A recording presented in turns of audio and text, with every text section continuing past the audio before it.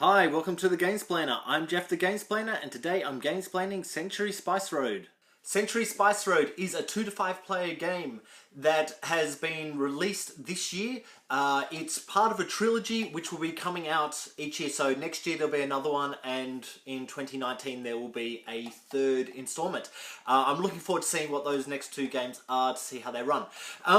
Century Spice Road is a game about spices and trading spices and getting points by trading up enough spices to get the cards that have the points on them with those particular spices. Everything revolves around little coloured cubes. As with every other Euro game, you're pushing cubes and trading cubes for other cubes to upgrade those cubes to get something which will get you points at the end. Pretty straightforward stuff. Century Spice Road plays super fast, and look, if you're not paying attention, you're going to miss when it's your turn. You'll be the guy sitting there going, oh, is it my turn? And that's briefest moment, because a turn literally is bam, bam, bam, bam, next, bam, bam. And if you have a group that are playing fast enough, it can be really fun to actually start your turn while the last person is still grabbing their couple of spices. And suddenly, if you've got everyone doing it that fast, it actually starts feeling like I imagine a spice market would actually feel in the middle of Morocco, and everyone's jumbling for stuff. And that's really fun, and it plays so fast, and this is a fun game. It's super hot right now, as it's only just really recently come out. I've had about 4 or 5 games of it already. I got it last week. It's fun. It's easy to get to the table. It's it's on the edge of being a really elegant game. In fact, I'll go so far as saying, yeah, I think this is probably an elegant game. There's no clunky rules about it. The way you manipulate your spices or your coloured cubes is very straightforward. The iconography on the cards is super simple and straightforward and really understandable, and it's all pushing cubes. There's not a whole bunch more to say about that, other than people have likened this game to Splendor and have called this the Splendor Killer. I love Splendor, and I will most likely do a Gamesplanation of it in the coming months. Not that it really needs one, but there's a expansion coming out, so I might do a Gamesplanation of it so that you can get a feel for the base game. If you're looking at the expansion, oh, what's this? Yes, okay, sure. The mechanisms in both games are about creating an engine that will help you get stuff that's more expensive or harder to get. Sure, they're dealing with colours, and look, Splendor's dealing with rubies and diamonds and other gems. This is dealing with coloured cubes that represent spices.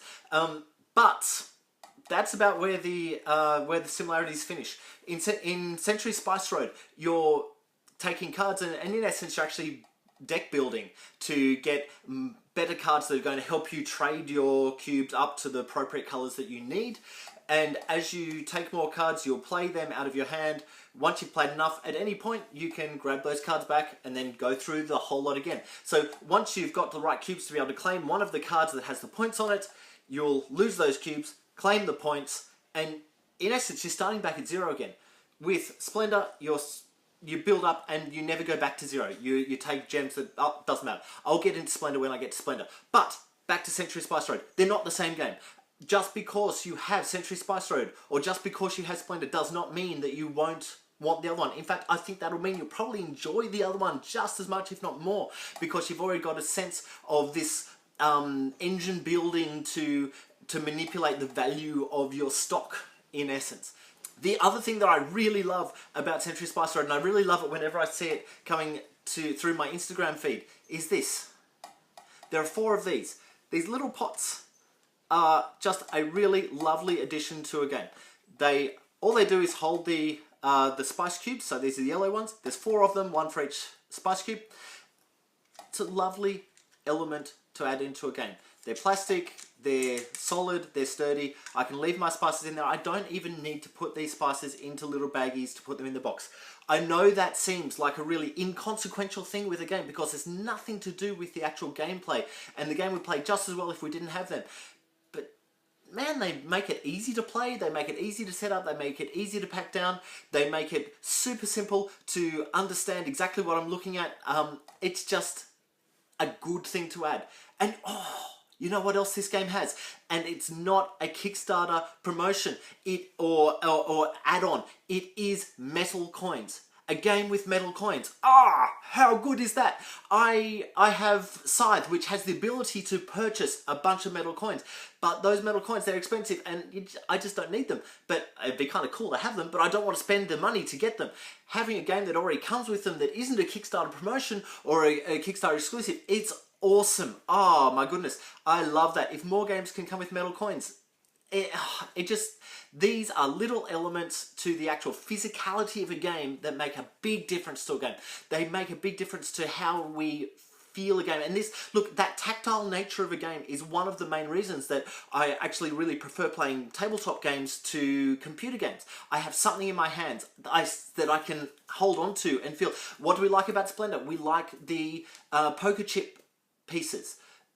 I don't know if Splendor would be such a good game if it didn't have those heavy poker chip type pieces.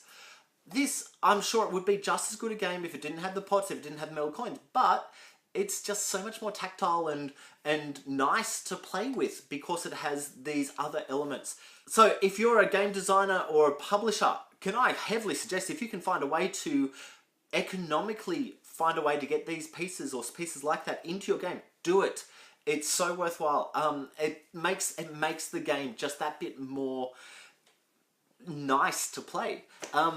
So look, I really enjoy Century Spice Road. We'll see how we go after a few months. See if I still like it, because look, I feel like there's only so much replayability on this game. There's a good amount of cards that are going to cycle through, and I noticed today there's a few cards that I haven't even seen yet, which is great, and I really like that. But I do wonder if I'll find a run on my engine that will guarantee me being able to create all of the types of cube, and once I do that, I'll possibly find that I just keep doing the same thing over and over, and then the game will get tired. But next year there'll be another one out, so that's cool. Oh, the other thing that I noticed, there's a tactical thing in this game, which is kind of cool and really keeps you having to watch what the other players are doing. When each card, there's a lineup of cards that will give you the points. They're the points cards, they're what you're working towards. Above the furthest to the left card, there is a pile of gold coins. There's these metal coins I was talking about. They're worth 3 points, and then the next card along has a pile of silver coins, which are worth 1 point. What I notice is if I'm watching what other players are doing and I see that one of the players is working towards the gold coins and I've got what can get the silver coins, or even further down the line, I might hold back on using those spices to claim that card until the first card is taken so that I can get an extra 2 points. However, if I'm able to claim that first one and I can see that another player is sitting on their spices able to claim the next one or further up the line, I might choose not to claim that yet, because I can see whenever anyone, it just keeps going around, whenever anyone gets to the appropriate spices to be able to claim that first one, I could just go, oh yeah, I'll claim that now. Because you can see it coming up. They're not going to be able to create the spices and then claim it straight away. So there's a little tactical thing of watching what everyone else is doing to make sure that you're getting the most points out of your cards and that you're able to manipulate what other people are doing for your benefit. So what I find myself doing is if I've got the appropriate spices to get the first card and no one's anywhere near that, I'll start working on getting the appropriate spices for the second card or the third card. And I'll hold off on taking that first card until either it looks like someone's going to grab it out from underneath me, or till I'm able to steal a card from another player who was about to grab it. Now, I like that level of tactical play, and I don't find that level of tactical play in things like Splendor. So, look, I think I've talked about Century Spice Road just enough. I hope this gives you an idea of the feel of the game. I hope that my videos will help you get the game to the table. If you have any comments or suggestions, please write them below. Follow me on Instagram and Twitter at the Gamesplainer to see what games I've been playing. Subscribe to my videos to keep up to date with the games that I'm gamesplaining. And until next time, enjoy gaming.